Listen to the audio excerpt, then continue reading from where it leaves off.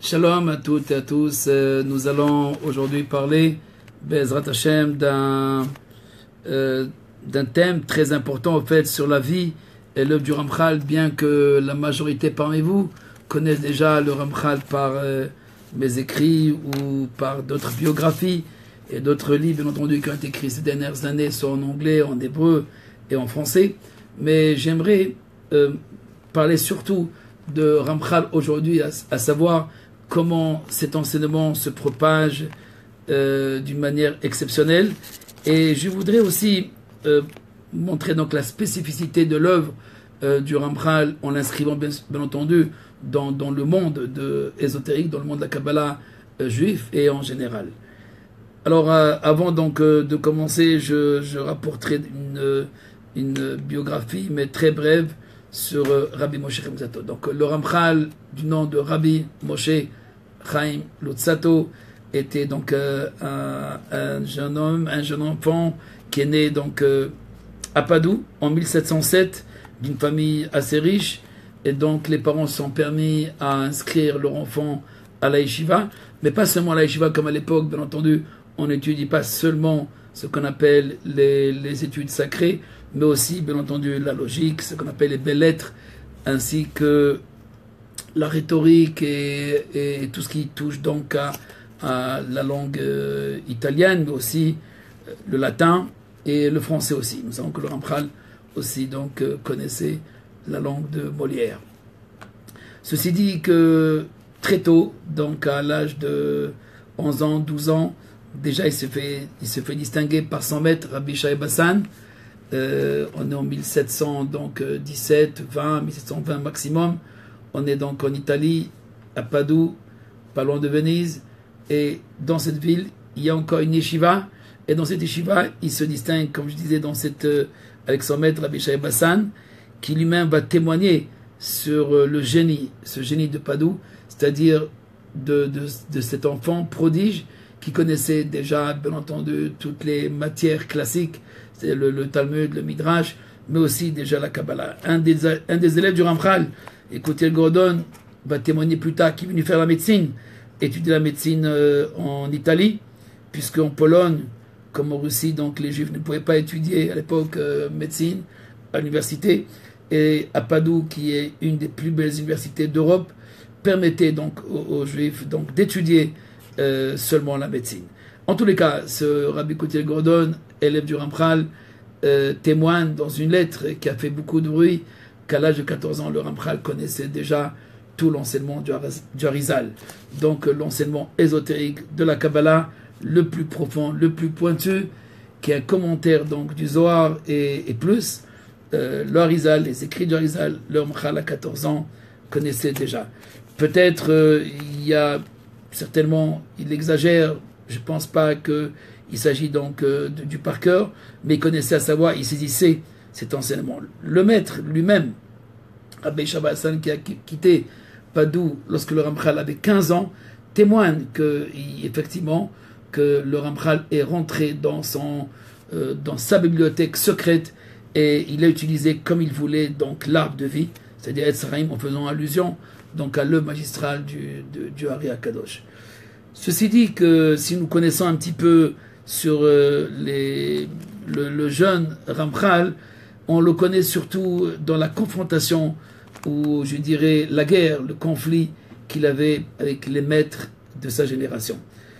Je m'explique très brièvement, puisque ce n'est pas le but donc de raconter la vie, mais surtout de comprendre le Ramchal aujourd'hui. Alors, oui, à l'âge de 20 ans, le Ramchal a une révélation. Avant l'âge de 20 ans, il a caché un petit peu son jeu.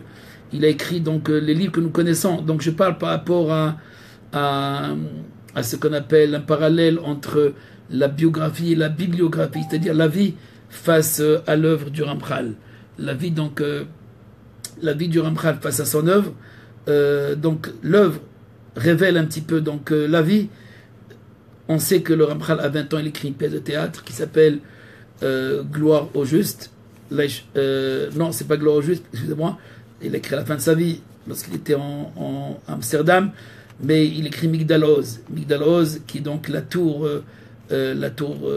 puissante, la grande tour Et dans cette, donc nous connaissons le Ramchal par son œuvre, aussi bien rhétorique que théâtrale, donc c'est un dramaturge. Le Ramchal est capable donc de parler aussi de la vie tout simplement, mais nous voyons bien sûr le moraliste dans cette œuvre de pièce, cette œuvre théâtrale. On voit donc une certaine morale que tout est ajusté à la fin, et celui qui est droit, un homme droit, c'est celui qui donc qui réussira à la fin, qui trouvera donc la femme convoitée, qui est en fait la sagesse.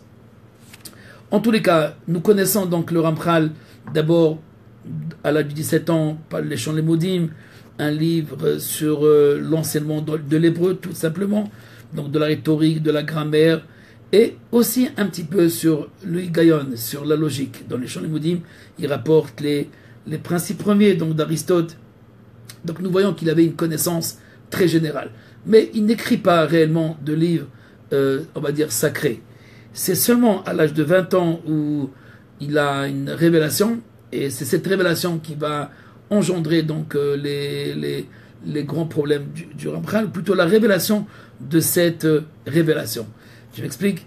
Le Ramchal donc entend une voix, il y a une voix qui lui parle, c'est le Maguid, le mentor du Ramchal. J'ai écrit d'ailleurs un livre qui a fait l'objet donc d'une maîtrise à Concordia sur ce Maguid, sur le mentor du Ramchal, un mentor, donc une voix qui lui parle et qui lui dicte carrément donc des textes. C'est les textes, ni plus ni moins, il s'agit du Zohar, un autre Zohar, un second Zohar, un Zohar qui parle donc de la fin des temps, ou qui parle plutôt du but ultime de l'histoire, et donc entre autres de la fin des temps.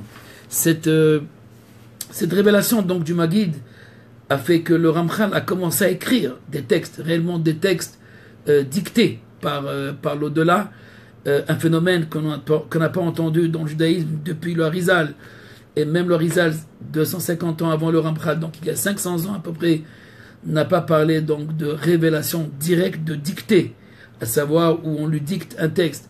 Bien sûr, les grands maîtres avaient droit à ce qu'on appelle le Ruach HaKodesh, l'Esprit Saint, le souffle saint. Donc ils avaient un niveau de ce qu'on appelle la prophétie, et donc une intuition vraie, comme dirait René Guénon, de la vérité, et ils pouvaient donc atteindre des niveaux de connaissance, ce qu'on appelle l'intellect agent, grâce à une extase, mais pas une dictée. Très peu ont parlé donc qu'un maître ou une âme ou un ange leur dicte un texte directement. Et surtout, donc, il s'agit seulement d'il y a à peu près 300 ans. Donc, le Ramchal révèle donc ce secret donc mystique, qui la rencontre avec un Maguid, et plus tard, le Maguid lui apprend comment parler avec le prophète Élie, et donc la rencontre aussi avec d'autres âmes, et il écrit donc ce qu'on appelle le Zohar Tinana, le second Zohar, dont malheureusement il ne nous reste plus rien du tout, ou quelques pages de ce Zohar. Avant donc de rentrer donc sur le contenu, je parlerai donc de la biographie, c'est-à-dire de la dispute. Il va se passer donc une très grande dispute dès que un des élèves, bienveillant ou malveillant, peu importe, en tous les cas il informe deux maîtres, un à Vilna et l'autre en Autriche et l'autre en Russie de l'époque. Enfin, en tous les cas, il révèle le secret de son maître, et il fait allusion donc à un messianisme, donc il se prépare. Et bien entendu, ces lettres ont été mal interprétées. Les maîtres de sa génération, surtout ceux qui habitaient en Allemagne, voyez, voilà un faux messie qui va donc se révéler, et donc il faut l'étouffer et l'étrangler avant qu'il se révèle. Et donc c'est la grande guerre qui a commencé contre Ramchal. Tout cela est raconté déjà. On retrouve cet enseignement donc de 1700 Shnatatz à 1723 jusqu'à 5 ans plus tard, jusqu'à 1728, le Ramchal vit une guerre infernale avec les maîtres de son époque. Il accepte de signer une sorte d'aveu où il dit donc qu'il ne parlera plus à partir de maintenant donc des sources de l'au-delà, c'est-à-dire des anges ou des âmes qui lui révèlent donc des secrets, mais il continuera bien entendu à interpréter et à expliquer donc la Kabbalah. Donc le Ramchal change de style, du style donc mystique, ésotérique, du genre du Zohar en araméen, et avec la différence, comme je disais tout à l'heure, si le Zohar de Rabbi Shimon Bar Yochai parle du début de l'origine, c'est-à-dire de la cosmogonie, de l'origine des mondes, c'est ce qu'on appelle Maaseh Bereshit, c'est-à-dire comment le monde a été créé, mais à partir donc de l'infini, à partir donc Avir Delanit Pas, le souffle qu'on ne peut pas atteindre, donc de ce souffle qu'on ne peut pas atteindre, le Harizal quand même va définir toute une Ishtalshelut, tout un enchaînement de mondes jusqu'à notre monde à nous. Donc c'est une cosmogonie complète que le Harizal donc va extraire du Zohar de Rabbi Shimon Bar Yochai. Par contre, le Zohar du Ramchal a une distinction, une singularité. Il ne parlera pas de du peu que nous avons, des pages que nous avons, ainsi que surtout des Tikkonim Chadashim, des nouveaux arrangements. Les Shivim Tikkonim du Ramchal parlent plutôt du Messie, parlent plutôt de la fin, parlent plutôt de la réparation du monde, comment le monde va se transformer, comment le corps aussi, le corps va se transformer. Donc il parle surtout de la finalité, le but ultime de l'histoire. Si Rashbi parle de l'origine, ce qu'on appelle Maaseh Bereshit, le récit de l'origine, le Ramchal parlera de Maaseh Merkava surtout, c'est-à-dire du chariot, de la dynamique de l'histoire, et surtout de son but ultime qui est donc la révélation de l'unité Gilou Yehudo. Je vais très vite pour arriver justement, parce que toutes ces choses-là, pratiquement, je les rapporte dans mes différentes conférences et études et livres, etc. Mais j'aimerais, comme je disais tout à l'heure, parler de l'enseignement particulier du Ramchal et qu'est-ce qu'il peut apporter aujourd'hui. Donc, la guerre est terminée, elle se termine très vite, 5 ans seulement, comme je disais, donc de Shnat, depuis Tav Tzadik, 1730-1735. Un deuxième aveu, le Ramchal signera en Allemagne de son passage à Francfort. Et là, c'est un aveu qui est plus rude, plus difficile, plus aiguisé. Et là, le Ramchal promet, juste pour avoir la paix avec ces gens, de ne plus écrire directement sur la Kabbalah.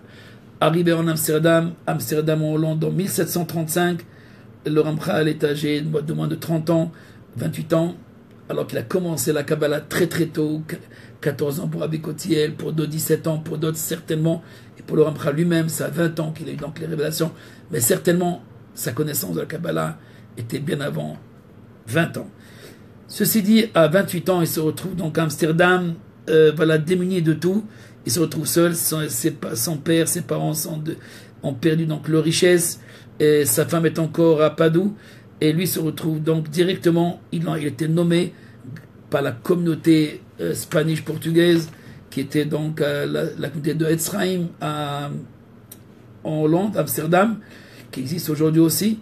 Et d'ailleurs, un des écrits du Ramchal, le Derech Hashem, se trouve dans la bibliothèque Lusitania, qui se trouve dans cette grande synagogue à Amsterdam qu'on peut visiter. Et cette synagogue, le Ramchal était, le Rosh Yeshiva était donc le maître de l'école talmudique. Et il a eu donc des élèves, des nouveaux élèves, mais il reste avec un entretien continu. Nous avons une correspondance avec ses élèves mystiques, entre guillemets, de Padoue. Et à Amsterdam, il écrit donc son livre le plus connu, son best-seller, qui est connu dans tous les mondes des Shivot, un livre d'éthique, qui s'appelle donc La Voix des Justes ou Mesilat Yesharim. Là aussi, à Amsterdam, il écrit Derech Hashem. C'est un autre langage qu'on ne connaissait pas, du Ramchal. C'est un livre donc sur la théologie juive ou sur les fondements donc ou les principes de la foi, comme Maïmonide, mais basé non pas seulement sur le Midrash ou la Gemara, mais c'est aussi sur la Kabbalah. Donc le Ramchal révèle un nouveau style d'écriture qui est donc éthique, théologique, et il ne révèle plus la Kabbalah, il ne parle plus de Kabbalah, mais pour lui continuer à étudier comme il témoigne. En 1743, le Ramchal quitte Amsterdam en laissant donc une œuvre encore théâtrale, L'Esharim Teila, une œuvre exceptionnelle, qui a été d'ailleurs jouée à Paris en français, partiellement, était traduite aussi. En tous les cas, cette pièce de théâtre montre l'idée principale du Ramchal, qu'au fait, quelle que soit l'action ou la manière dont on va agir dans ce monde, ce monde ressemble bien entendu à un théâtre, chacun tire comme il veut, mais il y a donc un metteur en scène, et ce metteur en scène se révèle à la fin, et toute la trame de l'histoire donc se révèle grâce justement à cet ajustement, ou plutôt ce réajustement des événements qui montrent donc cette révélation finale, encore avec une union d'un couple, c'est l'Aïcharim, c'est le Yachar, c'est l'homme droit qui va trouver la gloire. Tehila, c'est la jeune fille qui s'appelle donc Tehila. Dans cette pièce de théâtre, donc le Ramchal ne montre pas seulement ses capacités, sa grandeur d'âme, aussi bien au niveau éthique, au niveau moral, mais aussi au niveau dramaturge, et je dirais pour ceux qui comprennent la profondeur, qui comprennent aussi l'ésotérisme, la trame cachée de cette pièce de théâtre qui est sa dernière œuvre en fait, à l'âge de 36 ans. Il arrive en Israël et 3 ans plus tard, donc il meurt à Akko, enterré donc à Tibériade. Il y a une discussion à propos donc de sa place, mais pour la majorité des maîtres, il est donc enterré à Tibériade. Ce mois-ci, le mois de Iyar, donc aujourd'hui c'est Rosh Chodesh Iyar, le 26 Iyar de ce mois-ci, donc il y a à peu près plus de 250 ans, en 1746, donc le Ramchal et Niftar a quitté ce monde en laissant bien entendu une œuvre magistrale. Il y a seulement quelques années, je dirais 50 ans, 60 ans, où l'œuvre commence à se faire connaître. Bien sûr, l'œuvre éthique, c'est-à-dire La Voix des Justes, elle est connue tout de suite, pendant son vivant. Il publie son livre à Amsterdam. En 1740, le livre est déjà connu. Schnatak, le livre est connu, des maîtres déjà ont signé leur approbation pour cette distribution de ce livre. Donc il n'y a pas d'anathème sur ce livre, alors que les autres œuvres kabbalistes, il y avait donc un anathème signé par les rabbins d'Allemagne et d'Italie et d'autres pour l'interdiction qui stipule donc de distribuer, d'imprimer tous ces livres. Mais par contre, donc ce livre, La Voix des Justes, l'a fait connaître, et une rencontre, je dirais, exceptionnelle de ce livre, avec le Gaon de Vilna, quelques années plus tard, donc amène le grand maître, le grand savant donc de Vilna, Rabbi Léo de Vilna, de dire qu'il y a des livres, qui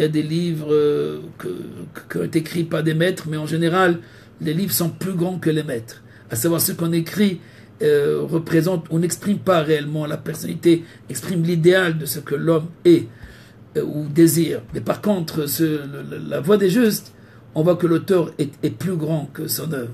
À savoir, il cache tout son jeu, il cache ses connaissances, et il nous donne juste le préambule ou l'initiation, la voie initiatique pour rentrer dans un monde ésotérique, dans un monde profond. Et donc il nous donne les kelim, on va dire les instruments qui vont permettre donc de pénétrer dans le parvis du roi, dans le palais du roi. Reconnaissant donc le livre La Voix des Justes est le livre par excellence qui va faire connaître le Ramchal dans tous les mondes des yeshivot. Mais on va retenir bien entendu que l'extériorité de ce livre, à savoir un peu comme l'école du Moussa, l'école d'éthique, de la morale, qui se suffit donc à ranger son comportement selon bien entendu des principes, des lois. Bien sûr, comme il existe d'autres livres de morale, et juifs et non juifs, mais ce livre a quelque chose de particulier parce que il veut nous amener ni plus ni moins à la dvekut, c'est-à-dire à l'adhésion avec Dieu, donc à la connaissance divine. Quand on parle de l'adhésion, il s'agit donc d'adhérer à la pensée de Dieu, à la pensée divine, c'est-à-dire à connaître réellement le cachet dans l'enseignement exotérique, que ce soit de la Torah ou de la Mishnah, etc. Le Ramchal donc est délaissé, je dirais, au niveau kabbaliste, quelques-uns seulement, un certain Shmuel Luria, une centaine d'années, a publié quelques livres du Ramchal. Bien avant, bien sûr, un livre, le Kalar Pitrei Chorma, qu'on peut traduire par les 138 portes de la sagesse, a été publié 40 ans après le Ramchal à Kretz par des élèves du Baal Shem Tov. Et donc, on voit que les élèves de la Chassidoute, du grand maître, le Baal Shem Tov, entre autres le Toldot,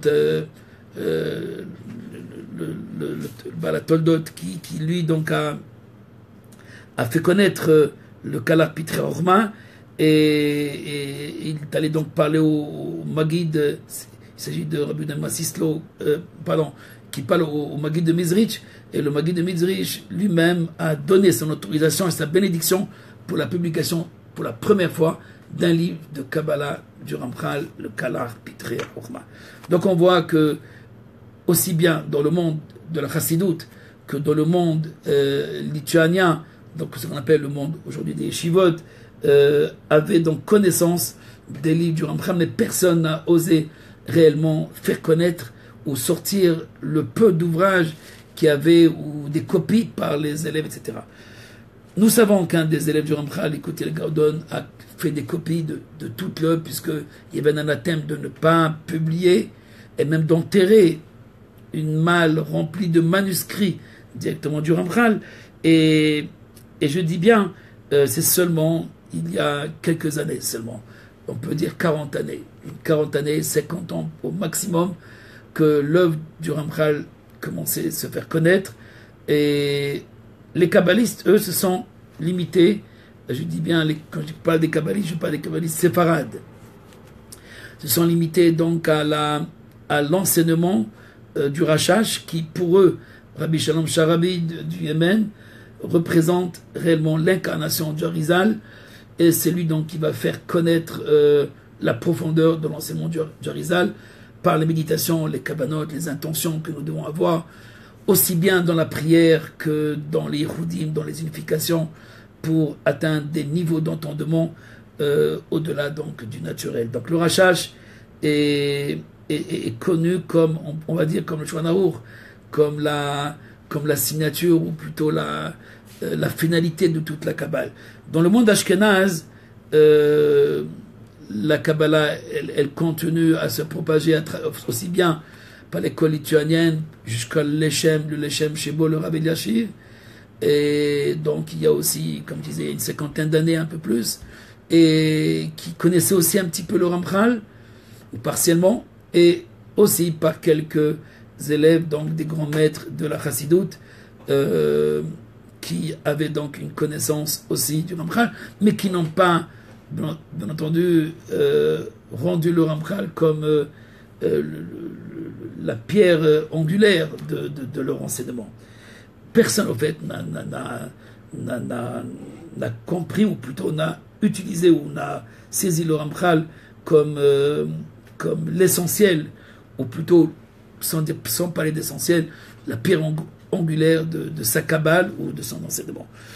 Bien entendu, le monde des Shivot et les grands Mashgichim, à savoir ceux qui supervisent le monde des Shivot Ashkenaz, qui se basent surtout sur l'enseignement de la morale, ont utilisé le Ramchal, mais dans un enseignement philosophique, c'est-à-dire l'aspect philosophique, ou je dirais de la marche Shabbat, de la pensée juive, comme Dat Vunot, les voies de la direction divine, comme Derech Hashem, la voix de Dieu. Le Rav Friedlander, qui était le Mashgiach de Ponovitch, et d'autres comme Mirtav Eliyahu, et comme le Rav Wolbe aussi, des grands maîtres de notre génération, il y a encore une vingtaine, trentaine d'années, ils étaient là avec nous, et enseignaient donc le Ramchal, bien entendu, à côté du Gaon de Vilna, à côté du Maharal, et donc le Maharal, le Ramchal, etc., sont les maîtres qui nous éclairent un petit peu dans la foi, dans la pensée juive, à savoir, je dirais, dans les principes de la foi. Mais ça reste non pas dans la connaissance ésotérique profonde du Ramchal. Toutes les shivot pratiquement qui étudient l'enseignement du Arizal n'utilisent pas d'une manière didactique ou tout simplement d'une manière systématique l'enseignement du Ramchal pour voir qu'est-ce que le Ramchal dit à ce sujet. Il y a des grandes écoles comme celle du Ashlag, du rabbin Ashlag, qui a fait donc quelque chose d'exceptionnel par sa traduction en hébreu du Zohar et son commentaire, mais aussi par une nouvelle pensée, je dirais presque une nouvelle chassidoute, une nouvelle voie de Kabbale qui a été tracée par le grand Rav Ashlag, et il a des élèves qui continuent son enseignement. Entre autres, il y a aussi un de ses petits-enfants, donc Baruch Ashlag, qui est niftar maintenant, mais qui a laissé donc des grands enseignements donc, de 100 mètres.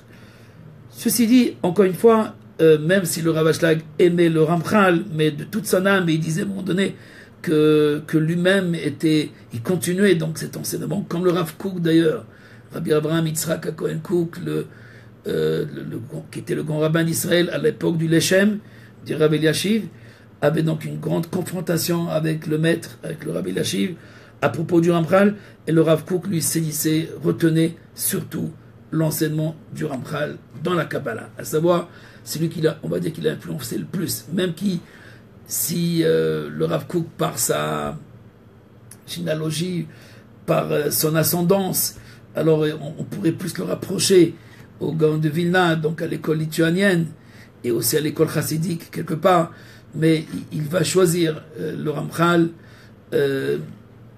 et par son élève, le Nazir Rabbi David Cohen, il écrira la chose suivante, que tous les courants du judaïsme, que ce soit le courant donc lituanien, le courant donc de la yeshiva, du monde des yeshivot, le courant donc de l'éthique juive, le courant de la chassidoute, du Baal Shem Tov, et le courant, je dirais, pour le Nazir, même du judaïsme, on va dire moderne, celui donc de la Scala, va puiser, donc va trouver une seule source, et cette source s'appelle le Ramchal. Le Ramchal, donc, on dira que c'est le renouveau avec le Nazir dans ses écrits, donc on les voit, il dira clairement que le Ramchal va être le renouveau de tout le judaïsme dans toutes ses facettes. On peut être d'accord, on peut ne pas être d'accord.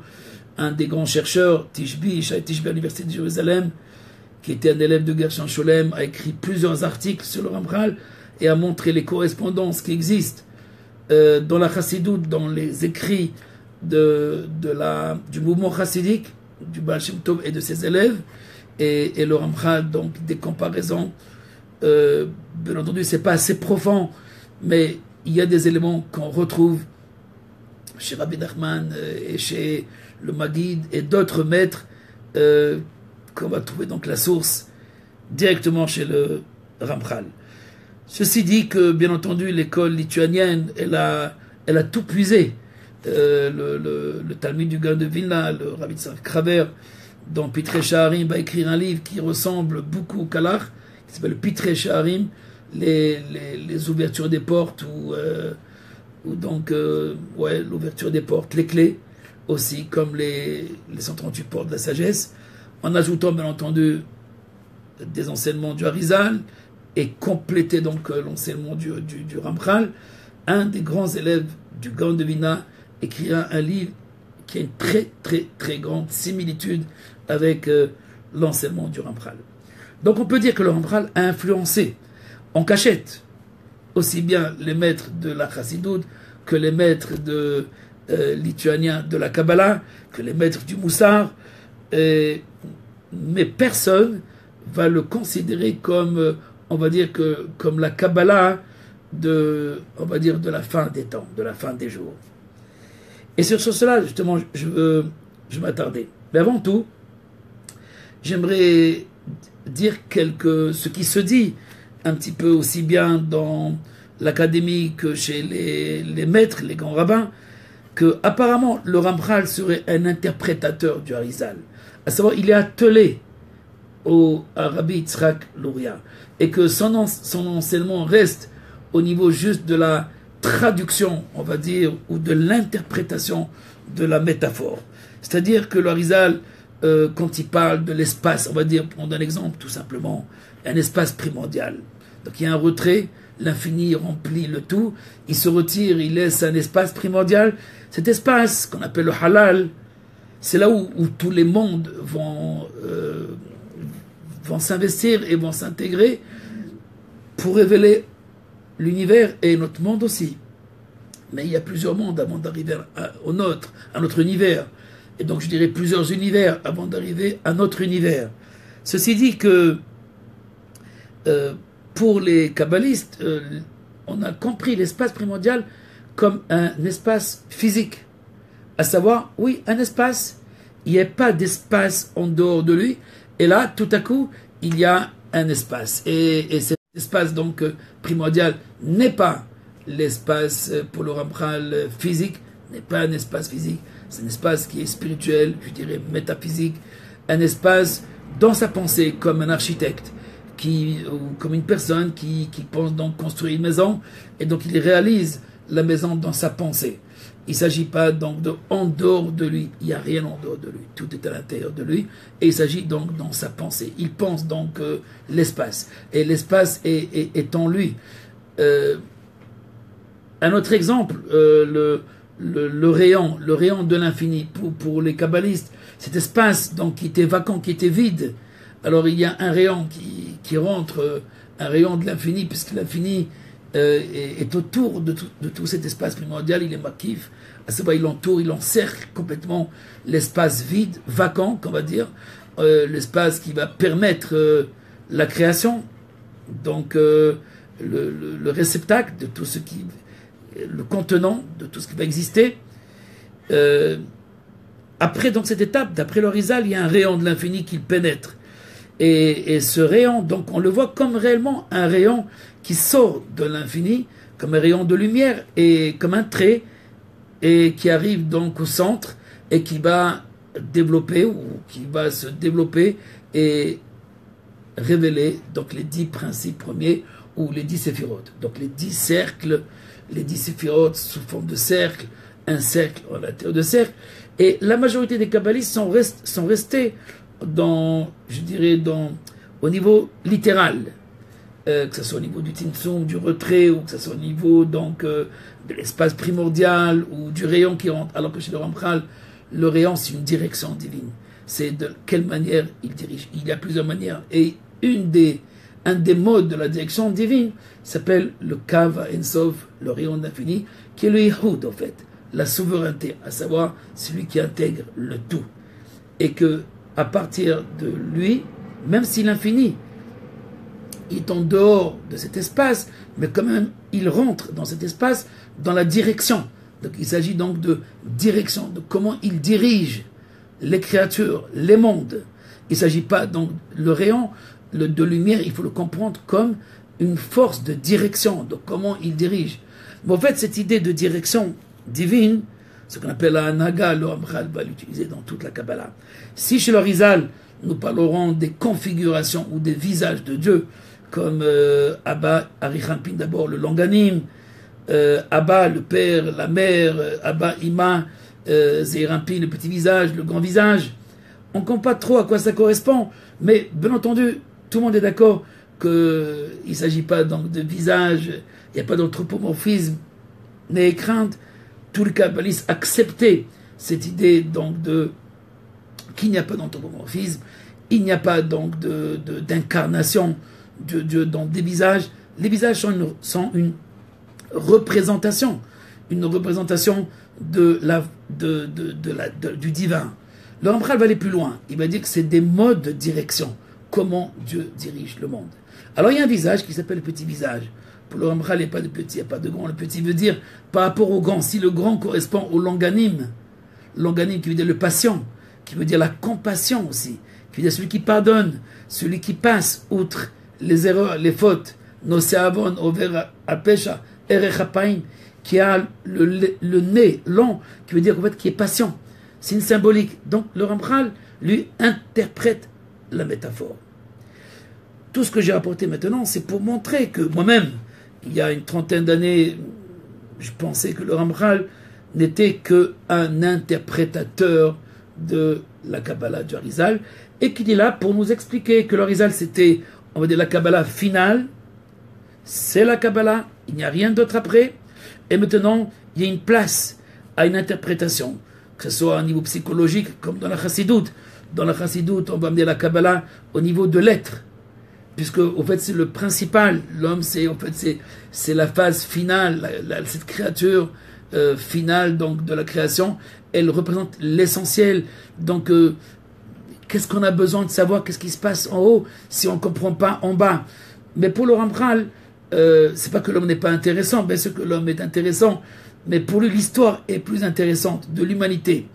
Donc il va rentrer dans ce qu'on appelle de la direction divine de l'histoire, Meoraot Azman, c'est-à-dire de comprendre la direction divine de l'histoire. Et donc il va partager toute l'histoire en 5 étapes, et alors que dans la Gemara, on parle de 3 étapes, Alpaim Shana Tohu, Alpaim Shana Torah, 2000 ans, enfin si on considère les 6000 ans donc, de l'histoire de l'homme, de Adam, de Bnei Adam.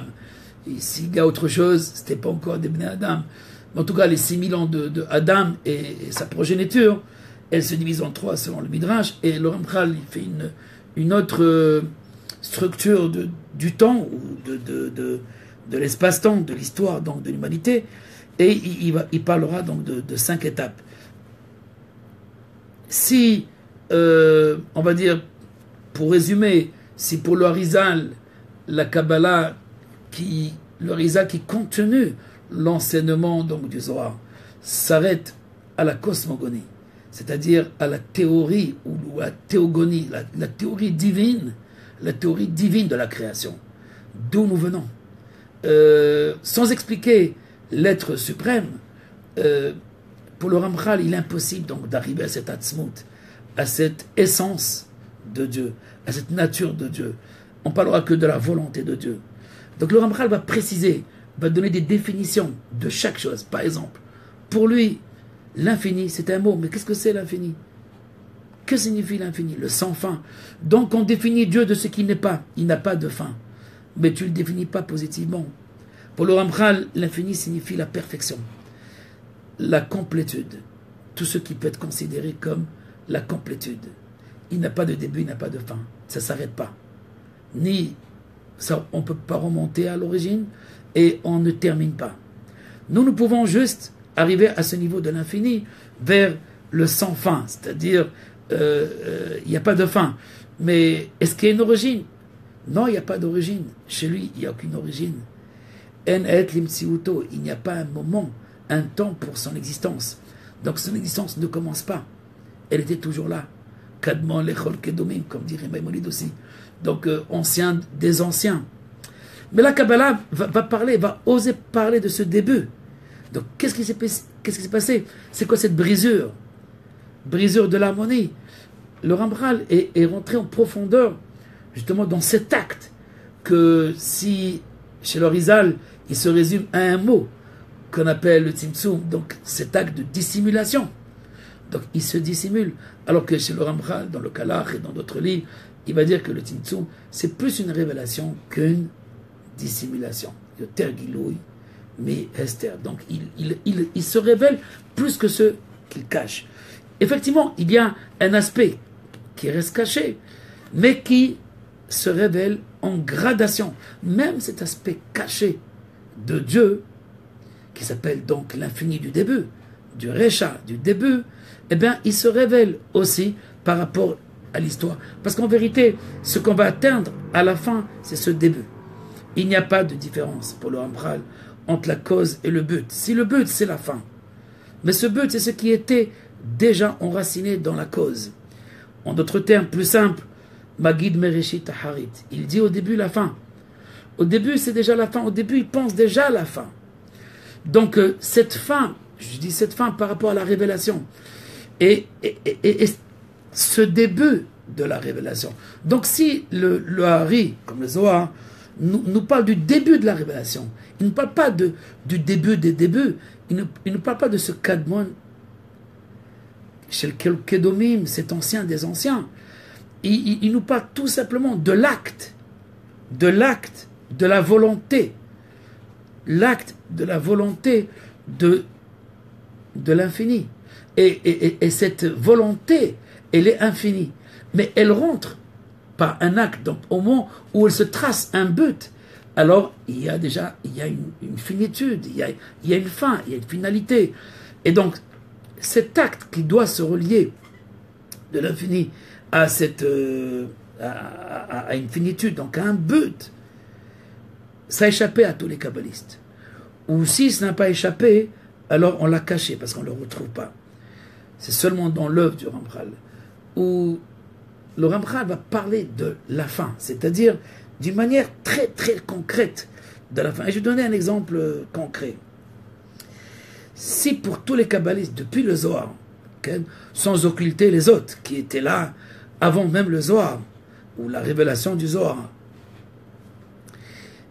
si pour tous les kabbalistes qui sont issus de l'enseignement donc du Zohar, l'idée principale ou l'acte principal de Dieu, donc c'est cette révélation de la création. Où se trouve donc le but? Le but, c'est pas la création. Alors, avant même la création, on parle de plusieurs mondes. Et il y a un monde qui s'appelle l'homme primordial, Adam Kadmon. Avant même le monde de l'émanation. Le monde de l'émanation, qu'on parle donc les émanations, les premières émanations qui sont donc les principes premiers, les chakras pour d'autres, les forces primordiales pour certains. Donc les premières émanations qui sont donc les forces qui se révèlent de cette volonté qui vont, comme disent même les maîtres de la Mishnah, les 10 paroles créatrices, les 10 premières forces, les 10 émanations, les 10 sphirotes. Mais avant cela, qu'est-ce qu'il y avait? Il y avait un espace, oui, mais après cet espace. Alors il y a une structure dont on ne parle pas beaucoup et qui s'appelle Adam Kadmon. Et d'après l'Arizal, on a le mérite donc de connaître le Adam Kadmon, non pas du Zohar, parce que dans le Zohar, 2 fois il est rapporté, mais sans rien comprendre. C'est l'Arizal qui va écrire par son élève, donc des traités complets sur Adam Kadmon, mais plutôt sur les ramifications de cet homme primordial. C'est quoi les ramifications? Les flux qui procèdent des oreilles, ou plutôt d'abord des cheveux, les flux des oreilles, les flux donc du nez, les flux de la bouche, les flux des yeux. Et notre monde à nous, il commence avec le flux des yeux. Enfin, l'univers qui commence avec la Tzilut Beria et Tzira Asiya. Donc les 4 mondes qui sont connus chez les kabbalistes, ils commencent avec les lumières des yeux. Et toutes ces étapes premières, ces étapes, à quoi ont-elles servi?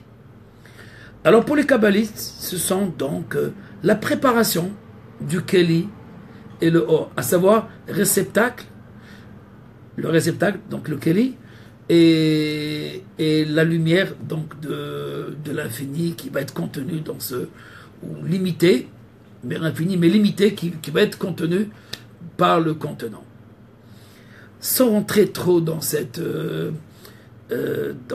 dans cet enseignement, vous ne trouverez pas plus que cela, à savoir toutes les étapes qui ont des noms, qui précèdent les lumières des yeux et les lumières du front, avec lesquelles leur union va permettre le monde de l'émanation, d'après l'Arizal, et tous les mondes qui viennent jusqu'à notre monde à nous, et notre univers à nous. Les premières étapes sont occultées par tous, sauf pour nous donner une précision que la préparation du Keli. L'homme va dire non, c'est les mondes à venir. Les mondes qui vont venir, à savoir, après notre monde, les étapes qui viennent de purification, de complétude, pour compléter ce monde, jusqu'à l'amener à l'état de l'éternité, eh bien, ce sont ces premiers mondes. C'est comme si l'Éternel préparait les mondes à venir avant les mondes qui sont arrivés. Les mondes qui sont arrivés et qui sont révélés, pour les kabbalistes, sont donc les mondes où nous vivons. Et le monde à venir, ou ce qui vient après la résurrection des morts, ou peu importe, ce qui vient après, sans trop parler, on ne sait pas c'est quoi ce après quoi, mais ce qui vient après l'histoire des hommes, quand l'histoire finira, et les hommes se reconstitueront par d'un autre ordre, et d'autres flux de cet homme primordial. C'est bien après le Messie. Et le Messie, c'est une préparation, bien sûr, pour amener à la fin le monde à cette étape, je dirais, ultime, qui est réellement, on va dire, les lumières de la bouche, les lumières du nez, les lumières des oreilles, qui correspondent à des mondes qui sont inconnus pour les autres, sauf pour nous dire une préparation, comme une sorte de Ishtal Shelut, c'est-à-dire On a compris les mondes comme des mondes qui viennent l'un après l'autre, donc un enchaînement. Et donc ce qu'il y a, c'est ce qu'il y a, et les autres, c'est fini, ils ne sont plus là, ou s'ils sont là, ils n'affectent pas l'histoire maintenant. Alors pour le Ramchal, non seulement que l'infini travaille maintenant aussi, mais tous ces mondes qui possèdent de l'infini vont se révéler lorsque l'humanité va prendre cette prise de conscience de la souveraineté de l'unité. Lorsque l'humanité prendra, grâce au Mashiach, au Messie, cette prise de conscience de la direction divine, souveraine de Dieu unique, alors le monde avancera à la prochaine étape. Le Messie ne va faire que arranger et préparer le monde à l'étape prochaine. Il n'est pas le but final. Beaucoup de sectes et beaucoup de groupes et beaucoup de religions pensent que le Messie, c'est le but ultime de l'histoire. Non, pas du tout. Il n'est qu'une charnière. Il n'est qu'une charnière comme Rabbi Shimon Bar Yochai était une charnière. Comme le Rizal était une charnière. Comme le Ramchal aussi était une charnière dans cette histoire. Le Ramchal va aller plus loin. Il va dire qu'aussi que la science et que les grands maîtres de la science et des découvertes qui vont être réalisées depuis l'Antiquité, mais surtout depuis les 3 derniers siècles, sont aussi une expression, de ce qu'elle est. Les kelim, les ustensiles, ou les vases, ou les instruments de Dieu, c'est la connaissance. C'est la connaissance de son monde. Et donc, ce sont les lois. On va dire, dans la physique, on peut parler de microphysique et d'astrophysique. La recherche dans la microphysique, c'est cette partie qui étudie donc les particules élémentaires. Donc, ça concerne surtout la physique, ce qu'on appelle la physique atomique et nucléaire. Et il y a une autre physique qui est astrophysique, et qui est la recherche, donc, cette partie de l'astronomie, mais qui étudie les propriétés physiques, aussi bien chimiques, physiques, etc., des astres, mais à l'aide d'une analyse qui est spectrale, donc différente de cette recherche atomique. Mais peu importe, non, je ne suis pas physicien, mes connaissances sont très petites, et donc je n'oserais pas rentrer dans le sujet, à part que ce que le Ramchal nous rapporte dans son Mahamar à Roshim à propos donc, de la perception des sens. Le Ramchal dans ce Mahamar, dans ce texte fabuleux, exceptionnel, où il fait la rencontre de la science, où je dirais du rationnel et de l'ésotérisme. Et c'est ça l'homme que nous avons à faire. Nous avons affaire à un homme qui a fait la symbiose entre l'extériorité et l'intériorité, entre la connaissance rationnelle qu'on peut atteindre par la perception des sens et la connaissance qu'on ne peut pas atteindre par la perception des sens, qu'on peut atteindre que par l'intellect agent, par le sechel anifrad, l'intellect agent qui est de l'ordre de ce Ruach HaKodesh, du souffle divin, l'inspiration, l'intuition vraie. Le Ruach HaKodesh, il y a des degrés bien entendu, jusqu'à la prophétie, l'esprit prophétique. La Kabbalah, c'est la continuité de la prophétie pour le Ramchal. La Kabbalah ne parle pas de l'astrophysique ni de la microphysique, même si pour beaucoup, on va retrouver dans la Kabbalah des aspects, et dans le Zohar et dans la Rizal du Big Bang, ou je sais pas moi, des comparaisons de ce genre-là, et de la brisure de symétrie pour signifier la brisure des vases. Je ne suis pas tout à fait d'accord avec ça, même si mon premier maître dans la Kabbalah, c'est le rabbin Alexandre Zafran, en français, la Kabbalah en français, donc j'ai étudié dans son livre, la Kabbale de Alexandre Zafran, qui était grand rabbin à Genève, originaire de Hongrie, et dans la fin de son livre, dans l'appendice où il explique ce parallèle exceptionnel entre la Kabbalah et la physique, plutôt la microphysique. D'autres sont allés plus loin, jusqu'à la quantique. Et on va retrouver effectivement dans la Kabbalah J'ai lu un livre de Laborit, un Québécois, physicien, biologiste plutôt, un grand scientifique, où il rapporte au début de son livre, Dieu ne joue pas au dé. Le livre s'appelle Dieu ne joue pas au dé, donc pour reprendre Einstein. Et qu'est-ce qu'il dit tout simplement? Il rapporte le Zohar qui dit que chaque chose qui existe en haut, alors elle existe en bas. Il n'y a pas une chose en bas qui n'existe pas en haut. Et une chose qui est en bas, elle remue ce qui se passe en haut. Et ce qui est en haut remue et anime ce qui est en bas.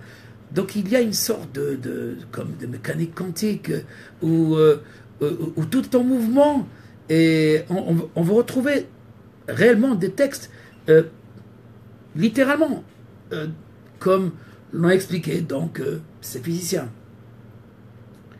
Ceci dit que pour le Ramchal, la perception des sens au top niveau, c'est-à-dire jusqu'au maximum de ce que l'expérience peut nous donner, qui est liée dans Kohet Sadat, elle ne peut pas arriver, elle ne pourra jamais arriver à la connaissance vraie, authentique, qui est celle donc de la métaphysique. La Kabbalah en tant que métaphysique, c'est-à-dire à ce qui est avant la nature. Parce qu'il y a effectivement une brisure. Il y a une brisure entre ce qui était et ce qui est. Mais cette brisure, grâce à la Torah, dit le Ramchal, donc à la révélation de la sagesse, alors il y a une sorte de charnière, ou plutôt de clé de voûte, voilà, je l'appellerais de clé de voûte. Une clé de voûte, une clé qui peut nous permettre d'unifier l'esprit et le corps, l'âme et le corps, l'ésotérisme et l'exotérisme, la Kabbalah et la science. Mais ce sont deux matières. Mais une procède de l'autre. Parce que le Keli, qui lui représente aussi bien l'origine de la nature, mais des lois d'abord de la nature. Avant qu'il y ait une nature, il faut qu'il y ait des lois. Mais ces lois, elles fonctionnent comment? Par rapport à quoi elles fonctionnent? Alors on peut comprendre bien sûr le principe, une loi de Newton, ou de Kepler, mais peu importe. Toutes ces lois, il y a ceux qui essaient de faire une théorie d'unification de toutes ces lois, mais pas pour arriver à un Adam Kadmon. Alors que si on allait dans une théorie d'unification, non pas pour trouver des cordes qui sont en harmonie entre elles, comme la théorie des cordes, et d'autres théories de la grande unification, beaucoup ont abandonné, je parle de physiciens qui ont abandonné cette idée, parce qu'en fait, la recherche, elle n'est pas dans le vrai, elle n'est pas dans un but qui est authentique. Parce que pour le Ramchal, la première représentation, elle s'appelle l'homme primordial. Et cette homme primordial, c'était elle qu'il faut rechercher. Même si l'idée du principe anthropique existe chez beaucoup de physiciens, à savoir qu'il y a beaucoup de paramètres dans notre globe terrestre qui doivent exister ensemble et en corrélation pour qu'il puisse exister une créature qui s'appelle l'homme, ou tout simplement une créature même animale, ou l'être humain. Pour qu'il y ait l'être humain, il faut beaucoup de conditions, et donc beaucoup de lois. Donc l'homme est la cause, ou le but final. Bon, dans la théorie darwiniste, un peu sans trop dédaigner, l'homme est arrivé à la fin, donc à partir d'un processus. Mais non, la Kabbalah va faire le contraire. C'est l'homme qui est à l'origine. À savoir, c'est l'image de l'homme qu'on appelle donc l'homme primordial, qui, elle, Magid Mereshit Harit. Et c'est elle que l'Éternel, l'infini, va visualiser pour l'exprimer à travers plusieurs mondes, plusieurs créatures, et jusqu'à arriver à notre homme, à nous. Et cet homme qui est donc l'humanité, le genre humain, est divisé aussi entre Israël et les nations. Mais même cette division d'Israël et les nations, elle est faite volontairement, comme pour exprimer intériorité, extériorité, je dirais les sciences, pour exprimer l'extériorité, le corps, et l'intériorité, la sagesse de Adam.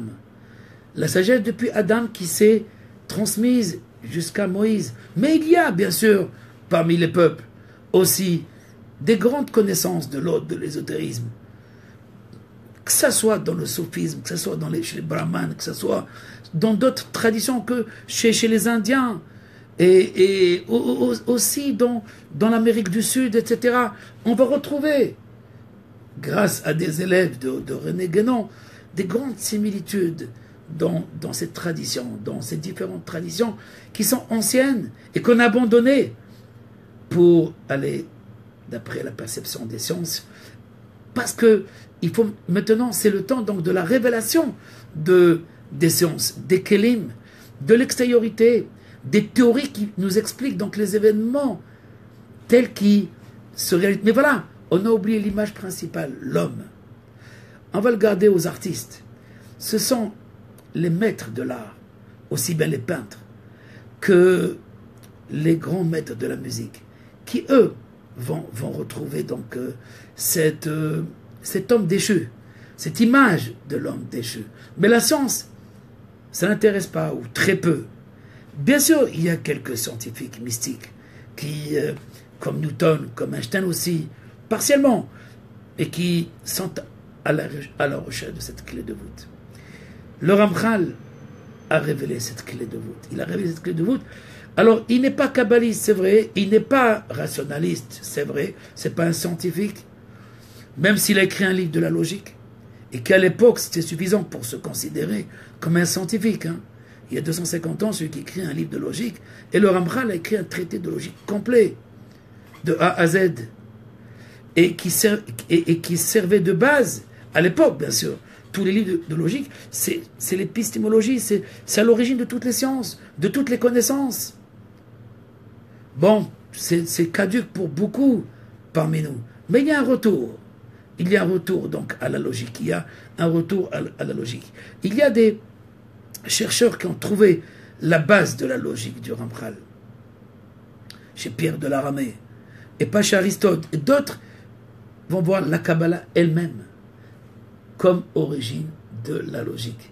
Elle-même, dans la Kabbalah du Zohar, il y a aussi un système, mais qu'il faut dévoiler, qu'il faut donc le dévoiler, parce que la logique, au fait, c'est l'art de la pensée, l'art de la connaissance. Donc, en fait, on peut le découvrir tout seul. Et Dieu a créé l'intelligence humaine et cette matière, il a créé avec sa vision pour comprendre le monde. Bon, on n'est pas chez Descartes, mais c'est presque cela. Il faut comprendre que cette logique humaine que l'Éternel a octroyée à l'homme pour comprendre le monde, mais le comprendre juste à un niveau donc superficiel. On ne va pas dire tout à fait, c'est pas le terme superficiel, au niveau rationnel. Mais qui ne nous amène pas donc à l'éternité, qui nous amène donc à quoi? À la finitude, à la brisure, à la mort. Toute chose finit, toute chose termine. Donc il n'y a aucune connaissance qui va aborder le problème de l'infini, ou je dirais plutôt le problème de l'éternité. Le Ramchal a abordé ce problème de l'éternité, ce problème de la continuité. Donc ce n'est pas la création qui est liée à cette brisure, donc à la mort des rois primordiaux, Malkin Kadmaïn, non, des principes qui se disloquent et que toute nature, et que même le soleil va se terminer un jour ou l'autre. Ce gaz, il va finir d'éteindre, il va finir donc d'être allumé, et il s'éteindra aussi, comme l'homme il s'éteint, comme toute créature s'éteint. Et ceci dit que le Ramchal dit, non, rien ne va s'éteindre. Il y a une transformation. Pour le Ramchal, lorsqu'on parle chez les maîtres de la fin du monde, comme Olamazé, Shital Feshana, Behad Harouf, comme il est rapporté dans le Talmud Sanhedrin, ou même dans le Zohar, ou dans Sifat Sneuta, qu'il y a un moment donc de destruction du monde, totale du monde. Le Zohar va limiter ça à 12 heures. Dans Sifat Sneuta, on parlera de 12 heures. Mais quelles 12 heures? L'homme dit non, c'est Olam Pochet Tsura Velovesh Tsura. Le monde va se déshabiller d'une forme pour s'habiller d'une autre forme. Et c'est cela, d'après le Ramchal, les flux de Adam Kadmon, de l'homme primordial. Les flux qui régissent aujourd'hui l'histoire aussi bien la nature sont les flux des yeux de cet éternel, c'est-à-dire Vayar Elohim. Il y a bien sûr cette idée de la parole, le verbe, Vaydaber Elohim, Basara Mamarot, etc. Mais c'est tout. On ne connaît rien de niveau du nez, les flux qu'on appelle du nez, des oreilles et des cheveux. Pour le Ramchal, ces flux correspondent au monde avec un S, monde, et avec un X, au monde qui vont venir. Donc, le Ramchal est allé plus loin. Si le Zohar, comme le Rizal, il est à la recherche du début, de la cosmogonie, de la théogonie, de l'origine, et comment de l'origine procèdent tous les mondes. Donc la Ishtal Shelut, l'enchaînement des mondes. Le Ramchal, vers où va le monde, vers où va l'humanité, le but ultime. Si la Kabbalah en général s'est intéressée surtout sur la cause primordiale, sur l'origine, mais des effets et de ces modes de révélation de cette origine, comme les sphirotes, les partsoufim, les visages, etc. Et les mondes, tous les mondes qui procèdent de cette volonté. Donc on est du haut vers le bas. Chez le Ramchal, c'est du bas vers le haut. Mais il y a bien entendu des kabbalistes qui ont parlé aussi de la dvekout, de l'adhésion. Mais c'est seulement de l'homme.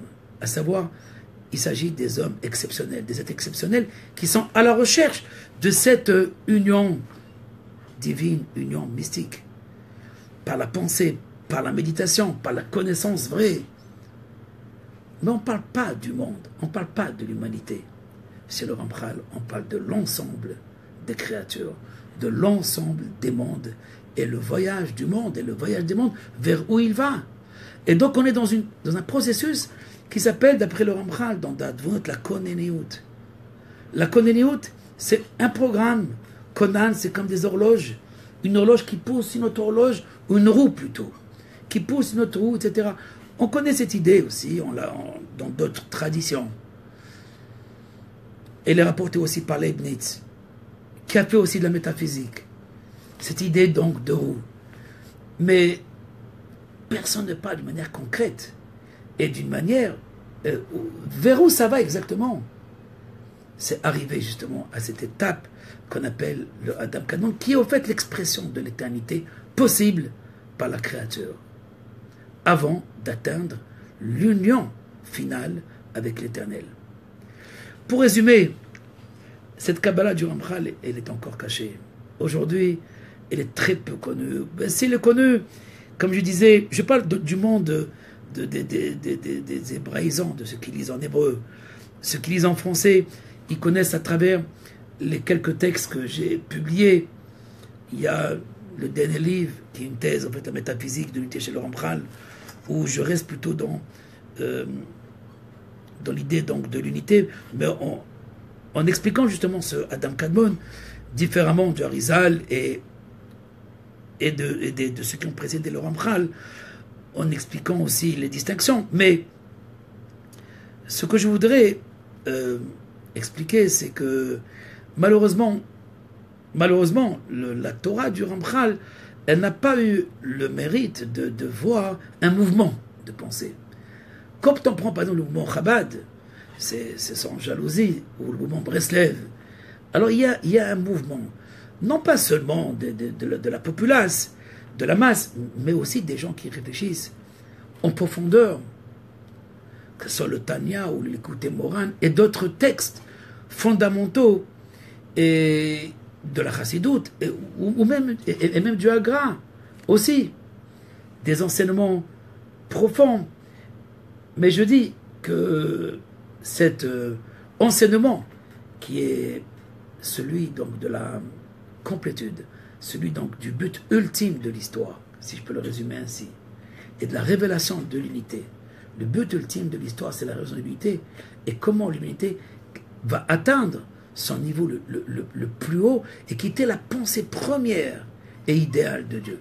Cette pensée première et idéale de Dieu s'appelle Adam Kadmon, l'homme primordial. Et cette figure qu'on appelle l'homme primordial n'est pas expliquée, ni démontrée, ni révélée dans toutes ses profondeurs, comme chez le Ramchal. cette idée donc de l'homme primordial qui explique non pas seulement, qui définit les étapes de notre histoire, mais même de la méta-histoire, même le après l'histoire où l'homme cessera de réfléchir avec Newton et avec Kepler ou avec Einstein ou avec peu importe avec Heisenberg. Ceci dit, que Heisenberg ou Einstein nous aident à comprendre et à réaliser de belles choses et grandes choses dans notre histoire éphémère. Mais la Kabbalah nous permettra de vivre cette extase de ce qui vient après que les lois cesseront d'être lois, ou plutôt s'habilleront d'une nouvelle donnée, d'une nouvelle révélation, et qui fera que notre vision, c'est pas le monde qui va changer, comme dit Maïmonide, le monde ne changera pas, mais notre vision va changer. Et donc, grâce à notre vision, qui est la vision ésotérique, la vision donc de la sagesse ultime, et qui va nous permettre à voir le monde différemment, et donc à amener le monde à l'éternité. Nous devons amener le monde, non pas seulement à une étape qu'on appelle le Messie, mais lui-même, le Messie, s'exprime à travers le Ramchal, ou étudie avec le Ramchal. Il a étudié avec le Ramchal, avec le Gaon, avec le Baal Shem Tov, avec Rabbi Nachman, et avec d'abord Rabbi Shimon Bar Yochai, avec Rabbi Akiva, et avec le roi Salomon aussi. C'est un esprit, le Messie, Ruach HaPen ou Meshiach Adonai, cet esprit de sagesse, qui vient de génération en génération pour éclairer les véritables sages, pour les grands sages, pour faire évoluer le monde dans une autre vision, dans une autre approche. J'espère que le monde académique, j'essaye moi-même, par mes petites expériences et petites rencontres, ici et là, si j'ai fait un doctorat dans la Kabbalah, et avec beaucoup de difficultés à cause des différents directeurs de thèse que j'ai eus, c'était justement de ramener cette rationalité qu'il y a dans cette mystique du Ramchal, qu'il n'y a pas de différence en vérité, que le corps c'est le reflet de l'âme, comme l'âme est à l'origine du corps, comme la lumière est à l'origine du Keli, et comme c'est comme Israël et les nations. Les nations, c'est l'expression d'Israël. Israël et les nations doivent s'unir comme l'âme et le corps doivent s'unir pour faire Adam Kadmon. Et c'est justement cette clé de voûte qui permet de relier la science. Je ne dirais pas moderne, j'aime pas le terme, mais les sciences tout simplement, de la perception des sens. Et ce qui relie les sciences avec la sagesse suprême, la sagesse ultime, c'est pas les mathématiques comme certains penseraient. Même si les mathématiques, comme les nombres, c'est quelque chose de fabuleux, d'extraordinaire, comme on le voit dans le Sefer HaYetzirah et dans d'autres textes. Mais c'est beaucoup plus que ça. C'est une image. On est dans l'art. Voilà. À bientôt et au prochain cours sur le Ramchal et de son œuvre, Be'ezrat Hashem. Shalom à tous et bonne soirée et à bientôt, Be'ezrat Hashem, shalom.